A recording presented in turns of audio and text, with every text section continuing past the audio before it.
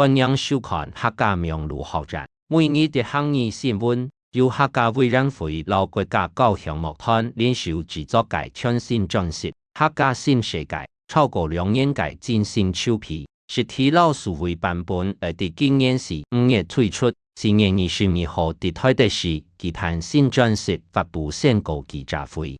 客委會主任委員顧兆輝表示，專輯嘅出版，象徵客家音樂喺推廣方面有前進嘅大步。期盼老呢份宣告推薦本全台灣嘅朋友老客家鄉親，本鄉下都能看到客家音樂嘅多樣性、老可能性。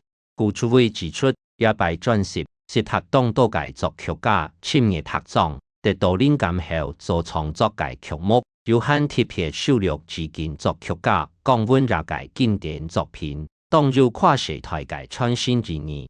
新專輯係客委會老國家教育樂團前前合作宣告累積下來嘅，展現出雙方長期推動當代音樂創作，韓國用音樂創新老發揚台灣文化作為共同嘅使命。以上係客家名錄學人嘅報道。接下來會教大家基本嘅每日嘅行業就係樂團，呢張樂團10分答案，呢張樂團10分答案，你學會嗎？下禮拜再來聊。